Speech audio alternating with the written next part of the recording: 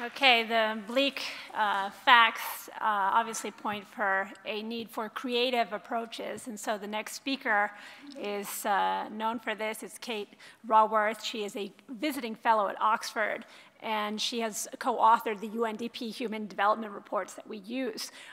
We all want, as researchers, to be known for concepts or ideas that we come up with. She has come up with the concept of a doughnut of planetary and social boundaries.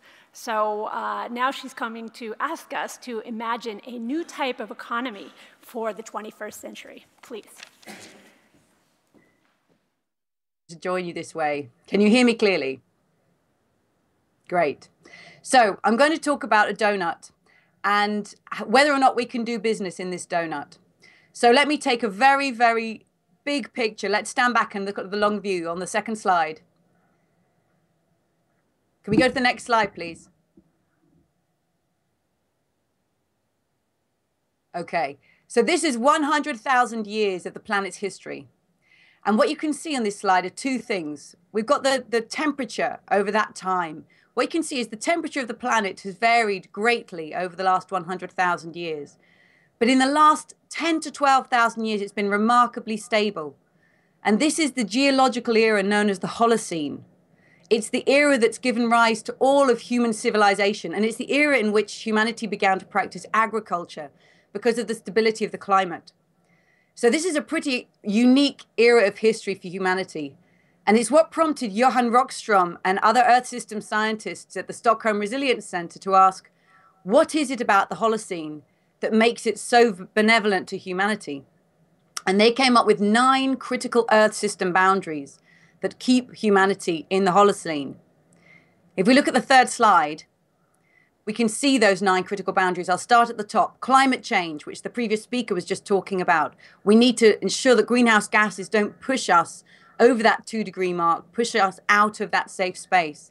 But also, we've got fresh water use, ensuring that we don't withdraw so much water from the Earth's rivers and lakes and dam them so much that we actually transform the hydrological cycle. Thirdly, we've got to ensure that we don't add so much nitrogen and phosphorus into the Earth's rivers that through agricultural fertilizer use, that it leaches out into the oceans and lakes, causing eutrophication of those systems, causing dead zones in the oceans, killing off coral reefs, killing off sea life. Fourthly, we need to ensure that, sorry, I can't see clearly enough. We need to ensure, I'm sorry, I can't see the slide clearly enough. What's the fourth one? No, sorry, back to the previous slide. We need to ensure chemical pollution, ocean acidification, I'm sorry, I can see it now. Ocean acidification, that carbon dioxide emissions going into the Earth's, into the oceans are acidifying the oceans, again, killing off coral reefs and ocean life.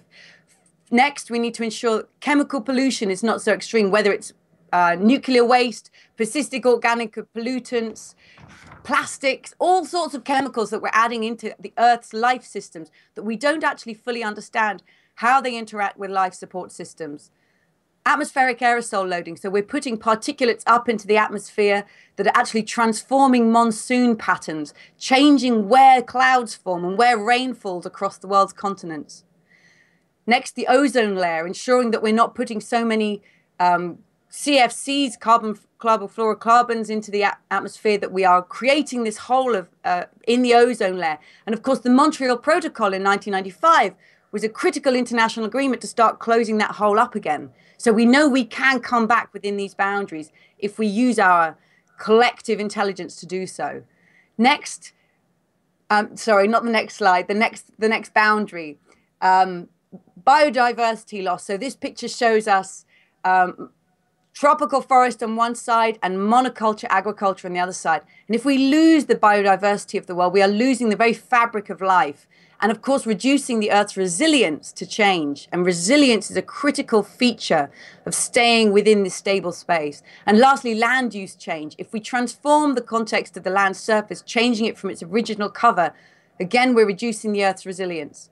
So these 9 critical Earth system processes are what Johan Rockström and the other Earth system scientists claim are the critical boundaries for keeping us in a safe operating space for humanity. And then they said, well, where are we in relation to these 9 boundaries today? If we look on the next slide, we are over at least 3 of these boundaries. We know we're over the boundary for climate change. Here they set the boundary at around 350 parts per million. Today we're over 400 parts per million. But we're also over on nitrogen use. They claim we're at least 3 times using 3 times more nitrogen, putting it out into the atmosphere than is sustainable. And we're massively over on biodiversity loss, 10 times over what they think is a sustainable rate of biodiversity loss. And even on those other boundaries that are within the circle, trends show that we're moving further and further out. So we're moving towards the edge of the boundaries. Now, the immediate response might be, well, we want to be at that space right in the middle of the circle, the safe space, where humanity is putting no pressure on the planet at all. But there are 7 billion people alive today. And in the future, we're going to be at least 9 billion. And we know we need to use resources to meet our human rights. So actually, we need to put pressure on this planet for humanity to survive. It's a balance that we need to strike. And if we go to the next slide, we can see the critical dimensions in which we need to use resources to meet our human rights. The right to food, to health, to water, to income, to have education, to be resilient, to have a job, to have voice, to have access to energy with social equity and gender equality.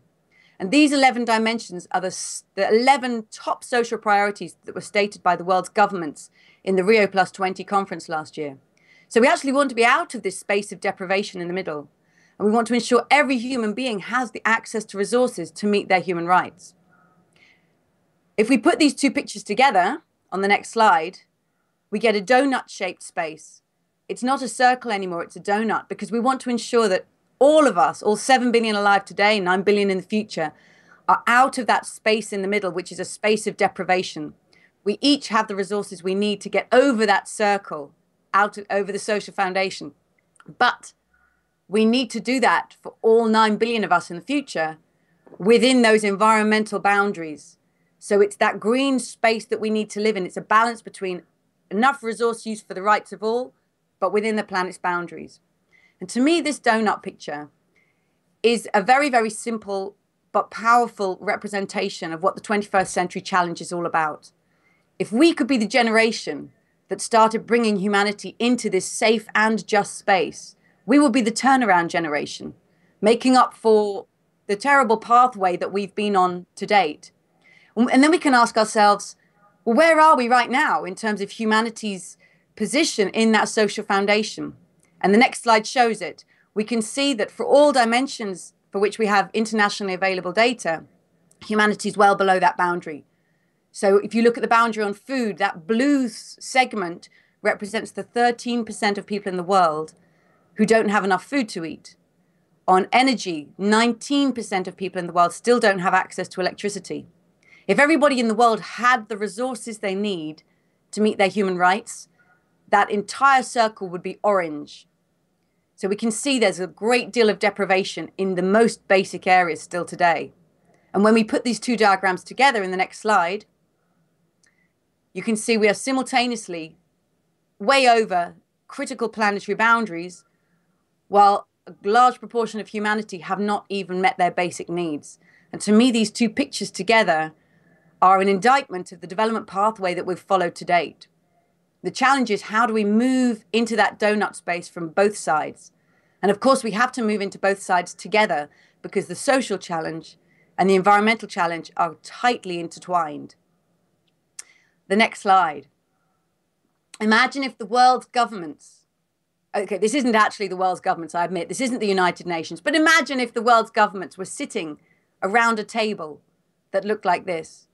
Wouldn't that change the way they negotiated? Wouldn't that enable governments to get beyond the short-term national self-interest and think about long-term collective common interest? On the next slide, what if the world's companies, and this is where we are today, this is the point of your conference, what if the world's companies actually sat around a table like this? Well, some companies are choosing to sit around this table. I've worked with several companies that have used this as a frame for thinking about their own corporate strategy. And if they want to be a socially responsible and environmentally responsible company, they've said to me, this is a very useful frame because it brings into one diagram all of the different social and environmental dimensions that we need to be thinking about. On the next slide, one of the companies I've worked with is Sainsburys, which is one of the 4 major supermarkets in the UK. They recently invited me to talk to all their meat, fish, and poultry suppliers to help them reframe their supply chain to bring it into this safe and just space, especially on the environmental impacts of meat production. It's fantastic that progressive companies are doing this. But of course, we don't want to rely on the benevolence and the presence of progressive corporate leaders.